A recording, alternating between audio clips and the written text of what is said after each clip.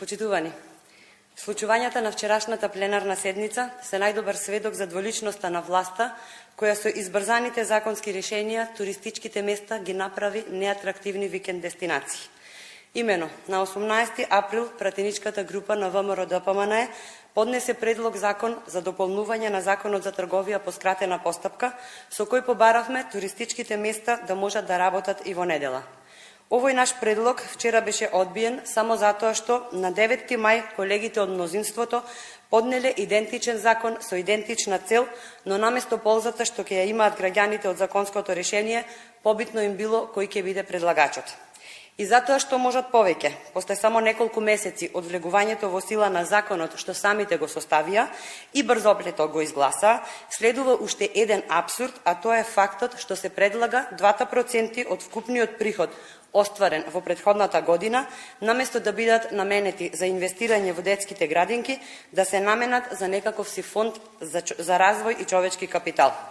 Сите ги знаеме нивните фондови и сите знаеме што сторија со човечкиот капитал, кој моментално, на огромна жал на сите нас, се наоѓа во далечната Германија, Швајцарија, Хрватска, па и секаде, само што подалеку од власта. Со ваквото однесување, власта не го закочи само собранието, туку го закочи и Охрид и целокупниот туристички и економски развој на државата, од која еден по еден ги избрка сите млади луѓе.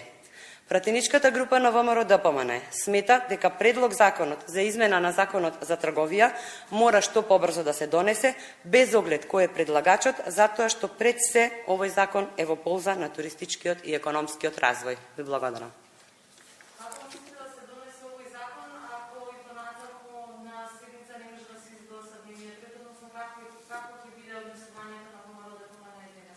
Однесувањето на ВМРО-ДПМНЕ, односно реакцијата на ВМРО-ДПМНЕ зависи од акцијата на актуелната власт. Доколку актуелната власт се однесуваше како што треба, ние денес немаше да го разгледуваме овој закон воопшто, туку истиот ќе беше донесен вака како што е денес осмислен, ќе си се донесеше со широка дебата, со вклучување на пошироката јавност, уште на 2 јануари, кога е донесено целокупното законско решение за Законот за трговија. Да, ќе има седница и пратеничката група на ВМРО-ДПМНЕ активно ќе учествува на седниците и активно ќе ги блокира сите штетни законски решенија кои што оваа власт намерава насила, на брзина да ги протне како што го протна и овој закон. Ви благодарам.